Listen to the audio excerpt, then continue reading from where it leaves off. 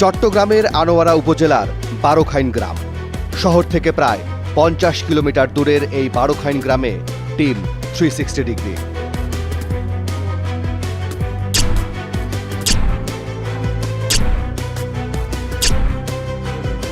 এভাবে আমরা যতগুলো বাড়িতে গেলাম প্রায় সব বাড়িতেই পাওয়া গেল নানান ধরনের ওষুধ। যেন ওষুধ এখানে ভাত মাছের সাথে 3 বেলার খাবারের তালিকায় জায়গা করে নিয়েছে। এই এলাকার মানুষ বেশিরভাগ সময় ওষুধ সেবন করেন চিকিৎসকের পরামর্শ ছাড়াই। আমরা হাজির হলাম সেই দোকানে যেখান থেকে তারা নিয়মিত ওষুধ কেনেন, কিন্তু এই দোকানে তো ওষুধ বেচার কথা নয়। তিনি বের করে দিলেন গ্যাস্ট্রিকের ওষুধ। তারপর বের হয়ে আসলো এক এক করে সব ধরনের ঔষধ।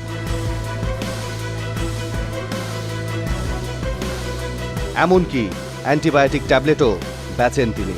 এক্ষেত্রে তিনি যেন নিজেই ফার্মাসিস্ট, নিজেই চিকিৎসক। বেশি যদি হয়ে যায়, ডায়রিয়া হয়ে যায়, তো ওই ফ্লাজিল ছাড়া কোনো ওষুধ দিও না। যদিও বেশি হয় তাহলে ওই সিপ্রোসিন 2টা পর্যন্ত খেতে পারে। অন্যায় হোক আর অবৈধ হোক, এই শাকিলের পক্ষেই দাঁড়িয়ে গেলেন গ্রামবাসী। আসলে এইসব ওষুধ ব্যবসা করা যায়, এই টুকটা আমরা রিকোয়েস্ট করার জন্য ডাকছে। মাথা কামড়ায় যাচ্ছে, ট্যাবলেট একটা এখান থেকে নিতে। আমরা আসলে ওইরকম ওষুধের সন্ধানে আবারও একটি বাড়িতে হাজির টিম 360 ডিগ্রি। মাটিতে পাওয়া গেল ওষুধের এই নমুনা। তার মানে সকালেই এই বাড়ির কেউ একজন প্যারাসিটামল ট্যাবলেট সেবন করেছেন। কোন দোকানে গিয়েছো? আমাদের দোকানে আছে তো। তোমাদের নিজেদের দোকান আছে? কোথায়? ওই তো এটা। অন্তু তাদের দোকানে নিয়ে গেল আমাদের। চোখ এবার পুরো ছানা বড়া। এই দোকানেও বেচা হচ্ছে জীবন রক্ষাকারী ওষুধ। এটা ফার্মিক। এই ব্র্যান্ডের নাম মনে রাখুন। ওষুধের নাম বলতে পারে না অন্তু, কিন্তু কোন ওষুধ কি কাজে লাগে মোড়কের রং দেখেই বলে দিতে পারে সে। এটা কিসের? ব্যথার। আর এটা কাশি কাশি কাশি। টোফিন খেলে কাশি ভালো হয়? এই অবস্থার মধ্যে কেন তাহলে নকল ওষুধ বিক্রি হবে না আমাকে বলেন? এখানে তো প্রফিট মোটিভটা কাজ করছে, এখানে তো কোনো পেশাদারিত্বের ব্যাপার নাই। বারোখাইন গ্রামের এই দৃশ্যকে যদি পুরো দেশের প্রত্যন্ত অঞ্চলের বাস্তবতা হিসেবে ধরা হয় তাহলে বলতেই হয় অবস্থা খুবই নাজুক। আর এটা পরিষ্কার করতে খুব বেশি দূরে যাবার দরকার নেই। পার্শ্ববর্তী দেশ ভারতের দিকে তাকালেই অনেক কিছুই সহজ হয়ে যাবে, কারণ সেখানে প্রেসক্রিপশন ছাড়া ঔষধ কেনা তো দূরের কথা, যারা ওষুধ বিক্রি করেন তাদের লাইসেন্স থাকা বাধ্যতামূলক। এটাও মনে রাখবেন, অনুমান নির্ভর ওষুধ সেবন করলে সে ওষুধ আপনার জন্য বিষ হয়ে উঠতে পারে।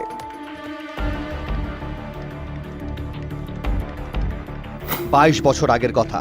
ওষুধ কোম্পানি অ্যাটফ্লেমের বিষাক্ত প্যারাসিটামল সিরাপ খেয়ে মারা যায় 76টি শিশু। টনক নড়ে ওষুধ প্রশাসনের। শুরু হয় তদন্ত। ল্যাব টেস্টে ধরা পড়ে প্যারাসিটামল সিরাপের মধ্যেই ভেজাল। শিশুদের জন্যে তৈরি করা সিরাপে মেশানো ছিল ডাইইথিলিন গ্লাইকল নামের বিষাক্ত কেমিক্যাল। ডাইথিলিন গ্লাইকলটা টক্সিক। এটা সাধারণত অ্যান্টিফ্রিজ বা কেমিক্যালস ট্যানারিতে ইউজ হয়, কিছু কিছু ফ্যাক্টরিতে ইউজ হয়, কসমেটিক ফ্যাক্টরিতে ইউজ হয়। চামড়ার কারখানায় ব্যবহার করা এই কেমিক্যাল খেলে মানুষের কিডনি নষ্ট হয়ে যায়। দামে সস্তা, তাই কারখানার মালিক প্যারাসিটামলের সহযোগী উপাদান হিসেবে ব্যবহার করেছিল এই বিষাক্ত কেমিক্যাল। মালিকের পকেট ভারী হলেও প্রাণ হারিয়েছিল অনেক কোমলমতি শিশু। আর সেই শিশুদের মৃত্যু যন্ত্রণা খুব কাছ থেকে দেখেছিলেন ঢাকা শিশু হাসপাতালের এই চিকিৎসক। বাচ্চারা আস্তে আস্তে মারা যাচ্ছে এবং এমনও ঘটনা করছে যে বাচ্চার ফাদার বাচ্চা নিয়ে মানে বাইরে বসে আছে, যে অন্য একটা বাচ্চা মারা গেলে নিজের বাচ্চাটা এসে ঢুকাবে। আবারও সেই একই দৃশ্য, আবারও সেই প্যারাসিটামল সিরাপ, আবারও সেই বিষাক্ত কেমিক্যাল ডাইইথিলিন গ্লাইকল। ফলাফল শিশুর অনাকাঙ্ক্ষিত মৃত্যু। তবে এক্ষেত্রে কোম্পানি ভিন্ন, নাম রিট ফার্মা। এই কোম্পানির প্যারাসিটামল সিরাপ টেমসন খেয়ে ব্রাহ্মণবাড়িয়া ও কুমিল্লায় মারা যায় 25 জন শিশু। জীবন বাঁচাতে গিয়ে উল্টো প্রাণ হারাতে হয় তাদের।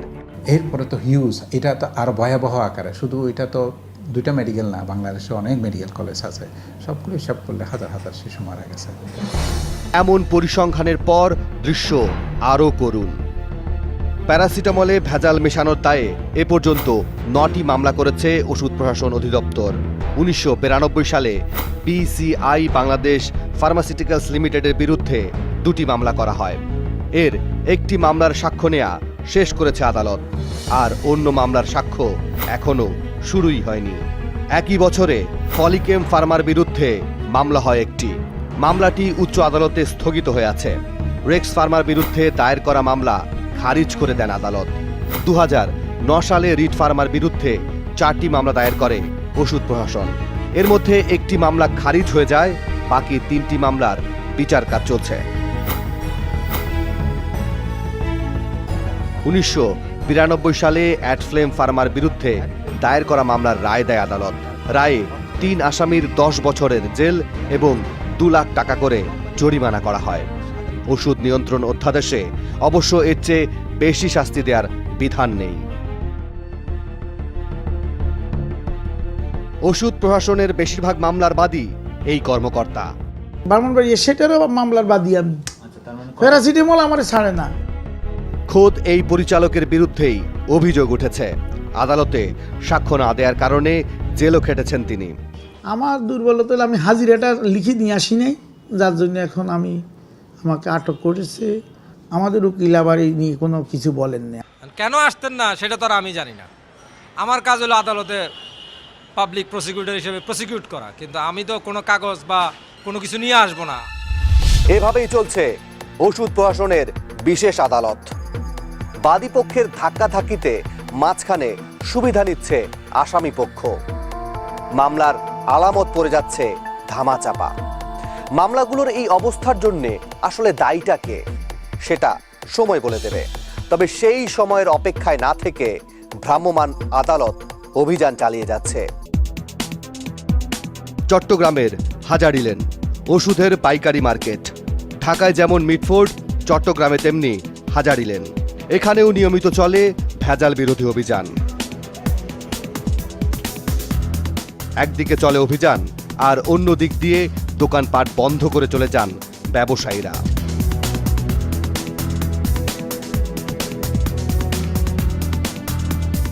অভিযান শেষ, আমরা হাজির হলাম হাজারী লেনের গলিতে। ভ্রাম্যমাণ আদালত নিয়ে কথা বলতেই নিজেদের ক্ষোভের কথা তুলে ধরলেন ব্যবসায়ীরা। এখানে দৌড়ে লাভ কি? যেখানে পানো এখানে দৌড়লেই তো হয়। এখানে আসি যদি অভিযান চালায়, এগুলো আমাদের শুধু শুধু হয়রানি করা, এগুলো কোনো মানে হয় না। নকল, ভেজাল আর নিম্নমানের ওষুধ নিয়ে আমরা যখন সাধারণ ব্যবসায়ীদের সাথে কথা বলছিলাম, ঠিক তখনই লোকজন নিয়ে আমাদের ঘিরে ফেললেন একজন ব্যবসায়ী নেতা।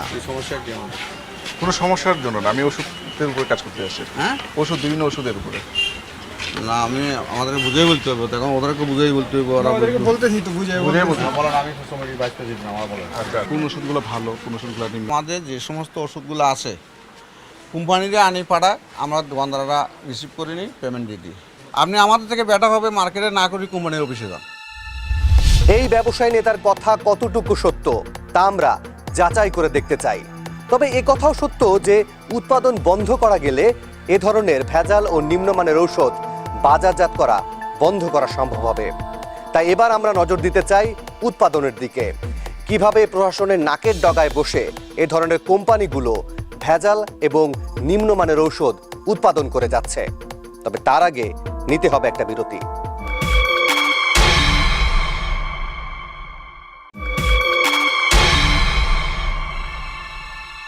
বারোখাইন গ্রামের কথা নিশ্চয়ই আপনারা ভুলে যাননি।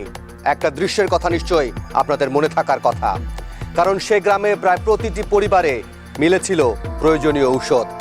অর্থাৎ ঔষধের যে কি চাহিদা তার বলার অপেক্ষা রাখে না।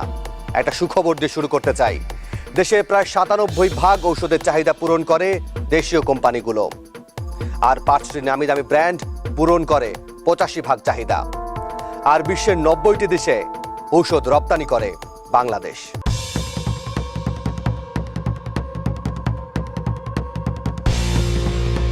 দেশের জনসংখ্যা বৃদ্ধির সাথে সাথে রোগও বাড়ছে। আর আধুনিক থেকে শুরু করে প্রাচীন চিকিৎসারও স্বীকৃতি আছে আমাদের দেশে। চলে 5 ধরনের চিকিৎসা পদ্ধতি, আর 5 ধরনের চিকিৎসার জন্য আছে 5 ধরনের ওষুধ। রোগীদের ওষুধের চাহিদা পূরণ করতে গড়ে উঠেছে আলাদা আলাদা কারখানা। প্রত্যেকেরই আছে ওষুধ প্রশাসন অধিদপ্তরের লাইসেন্স। ওষুধ প্রশাসন অধিদপ্তরের সবশেষ তথ্য বলছে এলোপ্যাথিক ওষুধ কারখানার সংখ্যা 273টি, ইউনানি 266, আয়ুর্বেদিক 205, হোমিওপ্যাথিক 79 এবং হার্বাল কোম্পানির সংখ্যা 31টি। বিজ্ঞান এবং আস্থা এই দুয়ে মিলে সারা বিশ্বেই সবচেয়ে বেশি জনপ্রিয়তা অর্জন করেছে অ্যালোপ্যাথিক চিকিৎসা। ইউনানি, আয়ুর্বেদিক, হোমিওপ্যাথি এই 3টার সমস্যা হচ্ছে আপডেটেড না, আধুনিক অবস্থায় আসেনি।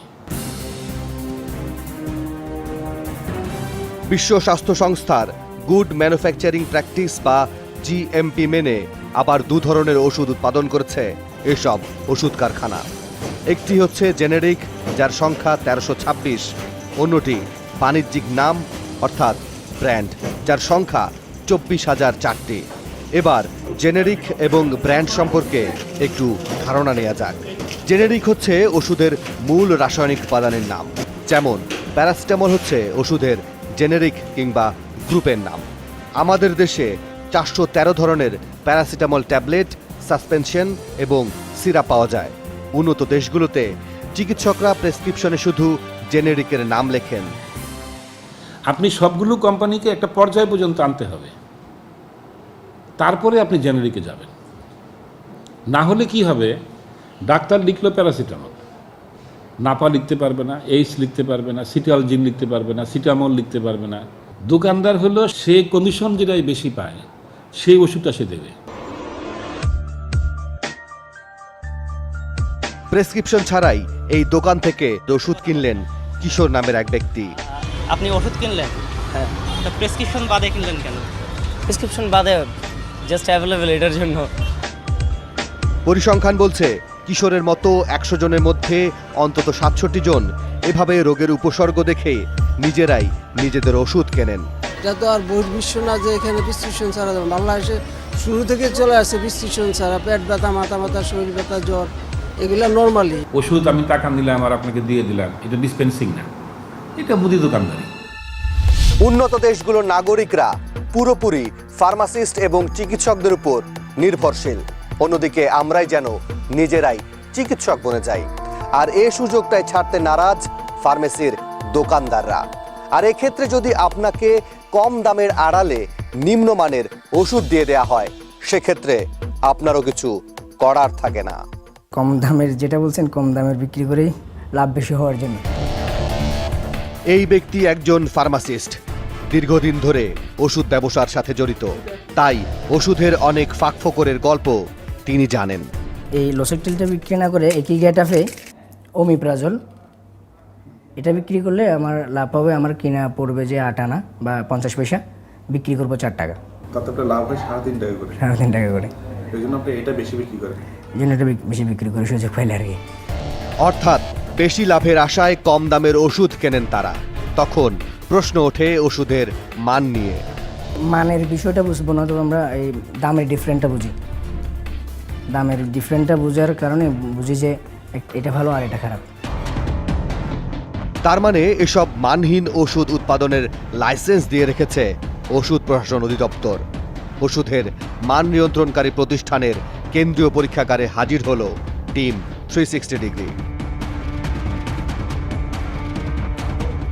এই দৃশ্য বলে দিচ্ছে মান নিয়ন্ত্রণকারী এই প্রতিষ্ঠানের মান কেমন হতে পারে। প্রতিষ্ঠানের মান পরীক্ষার আগে জানতে চাই ভেজাল, নকল, রেজিস্ট্রেশনবিহীন আর নিম্নমানের ওষুধের সংজ্ঞা। একটা ওষুধ আইছে ভারত থেকে, ভারতে সেটা অনুমোদিত। আমার সরকারের কোনো অনুমোদন না নিয়েই আমাদের দেশের ওষুধ ব্যবসায়ী যদি সেটা বাজারজাত করে থাকে, সেটা হচ্ছে কি রেজিস্ট্রেশনবিহীন ওষুধ। একটা কোম্পানির মানে ওষুধের গেটআপ যদি আর একটা কোম্পানি তৈরি করে, তাই সেটা নকল হয়ে গেল। আর ভেজাল তো ভেজাল মানে যেটা দেওয়ার কথা সেটা দিইনি, তাহলে তো সেটা ভেজাল। যা ডিক্লারেশন করেছে কৌটার গায়ে বা লেবেলে সেই পরিমাণ সেই জিনিস আছে কিনা, যদি না থাকে তাহলে হচ্ছে সেটা নিম্নমানের। গত 1 বছরের পরিসংখ্যান বলছে বাজার থেকে 1014টি নমুনা সংগ্রহ করেছে ওষুধ প্রশাসন অধিদপ্তর। এই পরীক্ষাগারে পরীক্ষা হয়েছে 796টি নমুনার, এর মধ্যে 9টি নমুনা নিম্নমানের। এই হচ্ছে শুধু চট্টগ্রামে অবস্থিত সেন্ট্রাল ড্রাগ টেস্টিং ল্যাবরেটরির হিসেব। এইটা আমি আপনাকে দিছি যেটা, সেটা পোস্ট মার্কেটিং। হ্যাঁ, যারা অলরেডি বাজারজাত করছে, আর যারা বাজারজাত যায়নি তাদের তো এখানে রিপোর্ট নাই, তাদের তো আমরা রেজিস্ট্রেশনই দেয়নি। জানতে চাইলাম সেন্ট্রাল ড্রাগ টেস্টিং ল্যাবরেটরির এমন দুরবস্থা কেন। টেকনিশিয়ান আমার নাই, আছে একজন। আমার 2 জন অফিসার থাকলেও একজন ডিটিএলে আছে ডেপুটেশনে, সেটা হচ্ছে অ্যাসিস্ট্যান্ট কেমিস্ট, আর একজন আছে অ্যাসিস্ট্যান্ট ব্যাকটেরিওলজিস্ট, সে আমার এখানে আছে এখন। রাজধানীর ন্যাশনাল কন্ট্রোল ল্যাবরেটরি, এখানে এখন সবচেয়ে বেশি নমুনা পরীক্ষা করে ওষুধ প্রশাসন অধিদপ্তর। 2013 সালের পরিসংখ্যান বলছে ন্যাশনাল কন্ট্রোল ল্যাবরেটরির নমুনা পেয়েছে 5418টি, পরীক্ষা করেছে 4635টি নমুনা। এর মধ্যে ভেজাল কিংবা নিম্নমানের সংখ্যা 126টি। চট্টগ্রামের মতো জনবল সংকটে ভুগছে ন্যাশনাল কন্ট্রোল ল্যাবরেটরিও। ওই টেস্টিং ল্যাবরেটরিতে আমি মনে করি রাইট ম্যান রাইট প্লেসে নেই। ওখানে 9 জন ডাক্তার আছেন, 9 জন ডাক্তারের আদৌ কি কাজ, হয়তো 1-2 জন ডাক্তারের দরকার আছে, থাকতে পারে, কিন্তু আমার বিশ্বাস ওই 9 জন যদি কেমিস্ট্রি, বায়োকেমিস্ট্রি, ওই মাইক্রোবায়োলজি লোক থাকতেন, তাহলে এই ল্যাবরেটরি বিশাল কিছু দিতে পারত। তার মানে জন আছে কিন্তু বল নেই, অর্থাৎ যেখানে কেমিস্ট দরকার সেখানে বেশি সংখ্যক চিকিৎসক বসিয়ে রেখেছে কর্তৃপক্ষ। তবে এই জনবল নিয়ে ওষুধের মান ঠিক রাখার চেষ্টায় আছে ওষুধ প্রশাসন। যেহেতু দায়িত্বে আছি, এখন ল্যাবরেটরিতে স্যাম্পল আসতেছে, আমি তো বছরের পর বেসে ফেলে রাখতে পারি না। ওষুধের মান নিয়ে প্রশ্ন ওঠায় 47টি কারখানা পরিদর্শনের জন্য একটি বিশেষজ্ঞ দল গঠন করে স্বাস্থ্য মন্ত্রণালয় সম্পর্কিত সংসদীয় স্থায়ী কমিটি। দলের প্রধান করা হয় ঢাকা বিশ্ববিদ্যালয় ফার্মেসি বিভাগের অধ্যাপক আ.ব.ম. ফারুককে। তৃতীয় দফা পরিদর্শন শেষ না হওয়া পর্যন্ত কোনো তথ্য দিতে চাইলেন না তিনি। আমরা ওই প্রক্রিয়ার মধ্যে এখনো আছি, তো ওগুলা শেষ হোক, রিপোর্ট দিয়ে দেই। এই সম্পর্কে কোনো মন্তব্য করতে হলে আমি পরে করব, এখন করা যাবে না। কিন্তু দ্বিতীয় দফা পরিদর্শন প্রতিবেদনের তথ্য বলছে বিশেষজ্ঞ দল পরিদর্শন করে 73টি কারখানা। এর মধ্যে 3টি কারখানা পেনিসিলিন, অ্যান্টিবায়োটিক ও স্টেরয়েড ছাড়া সব ওষুধ উৎপাদন করতে পারে। 23টি কারখানাকে ছোট ছোট কিছু ত্রুটি সংশোধন করার সুপারিশ করেছে কমিটি, আর 29টি কারখানাকে ঝুঁকিপূর্ণ বলে দাবি করে বিশেষজ্ঞ দল। সুপারিশে বলা হয় এসব কোম্পানির ওষুধ ব্যবহারে রোগীরা ক্ষতিগ্রস্ত হতে পারে। 17টি কারখানা পুরোপুরি বন্ধ থাকায় বিশেষজ্ঞ দল কোনো মন্তব্য করেনি। আমরাও যেতে চাই পরিদর্শনে। ট্রপিক্যাল ফার্মাসিউটিক্যালসের সন্ধানে মোহাম্মদপুরের বায়তুল আমান হাউজিংয়ে টিম 360 ডিগ্রি। কারখানার ভেতরেই ঢুকতে দেখা মিলল এই মালিকের আরও একটি কারখানা, নাম সানজ লিমিটেড। অবশ্য এটি একটি ইউনানি ওষুধ কারখানা। তবে যাই হোক, কারখানার ভেতর এমন নোংরা পরিবেশ দেখার পর এ ওষুধের মান কেমন হতে পারে তা নিয়ে প্রশ্ন ওঠা অস্বাভাবিক নয়। আপনারা বানানোটা দেখলেন, আপনারা একটা ছবি নিলেন, নিয়ে আবার একটা কিছু করলেন, তখন একটা সমস্যা না। এবার আমাদের গন্তব্য চট্টগ্রামের বাটালি হিল এলাকায়। স্ট্যান্ডার্ড ফার্মাসিউটিক্যালসের এই কারখানাটি অবশ্য মালিক নিজেই বন্ধ করে দিয়েছেন।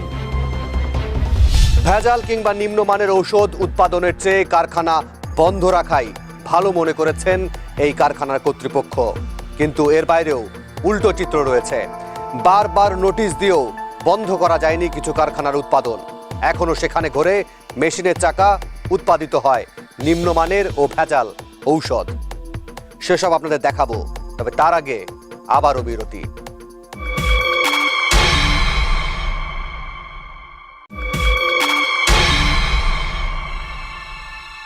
বিরতির আগে আপনাদের বলেছিলাম বারবার নোটিশ দিয়েও বন্ধ করা যায়নি এসব কারখানার ভেজাল ওষুধ উৎপাদন।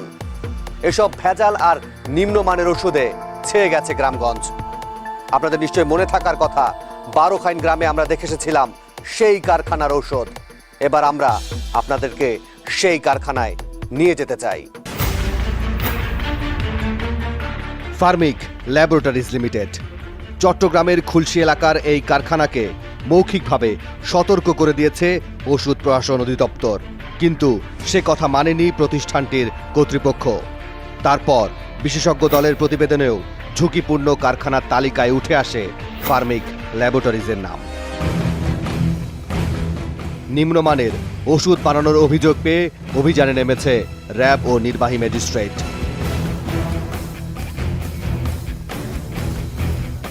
গুড ম্যানুফ্যাকচারিং প্র্যাকটিস বা জিএমপি না মেনে ওষুধ উৎপাদন করছিল প্রতিষ্ঠানটি। এখানে অস্বাস্থ্যকর ও নোংরা পরিবেশের নমুনাও পাওয়া গেল। সাথে পাওয়া গেল তাদের সহযোগী প্রতিষ্ঠান ব্রাদার্স লিমিটেডকে। একটি নামী ব্র্যান্ডের ওষুধ হুবহু নকল করে উৎপাদন করে প্রতিষ্ঠানটি। ওষুধ প্রশাসনের অনুমোদন ছাড়াই বাজারে ছাড়া হয় এসব ওষুধ।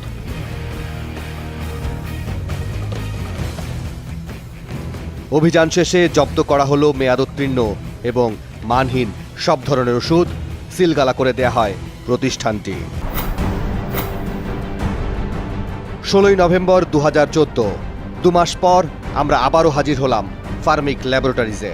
আমাদের উপস্থিতি টের পেয়ে ভেতর থেকে গেট বন্ধ করে দিল কারখানার কর্মচারীরা। অনেক ডাকাডাকির পরেও কেউ আমাদের সাথে কথা বলতে চাইল না। একজন কর্মচারী ভেতরে ঢোকার চেষ্টা করলেন, কিন্তু ক্যামেরা দেখে তাকেও ঢুকতে দিল না। আমরা কথা বললাম এই কর্মচারীর সাথে। আপনি চলে যাচ্ছেন কেন? তিনিও আমাদের এড়িয়ে গেলেন। তবে উচ্চ আদালত থেকে স্থগিতাদেশ নিয়ে আবারও কারখানা চালু করে ফার্মিক ফার্মা, কিন্তু সেই খবর জানে না ওষুধ প্রশাসন অধিদপ্তর। মোবাইল ফোনে কথা হলো ওষুধ প্রশাসন অধিদপ্তরের কর্মকর্তা মাহবুবের সাথে। এমন তো সিলগালা, তাই না কারখানা? হ্যাঁ, সিলগালা ছিল। মাঝখানে কোর্টের প্রতিবেদনের জন্য আমরা করছিলাম, প্রতিবেদনের পরে মনে হয় এটা আবার ইয়ে করা হয়েছে। মানে সিলগালা খুলছে, খোলার পরে আবার ভিতর লোকজনও আছে। হ্যাঁ, আচ্ছা, আমি ঠিক আপডেটটা জানি না। এমনকি ওষুধ প্রশাসন অধিদপ্তরের প্রধান কার্যালয়তেও একই অবস্থা।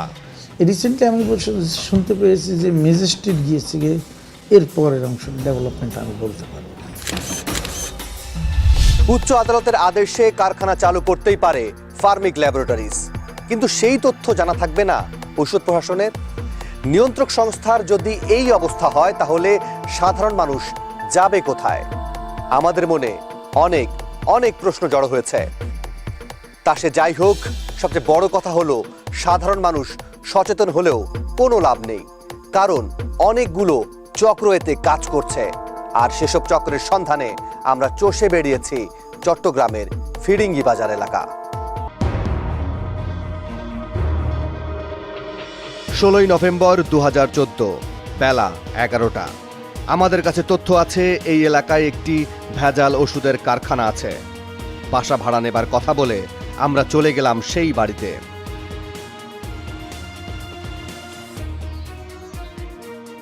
দুপুর 12টা। অভিযান চালাতে হলে ওষুধ প্রশাসনের লোকজন দরকার, তাই মোবাইল ফোনে ঘটনাস্থলে আসতে তাদের অনুরোধ জানালো টিম 360।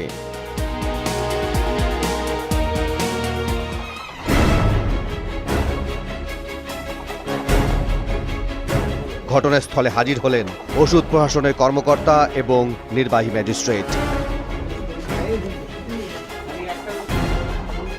শুরু হলো অভিযান।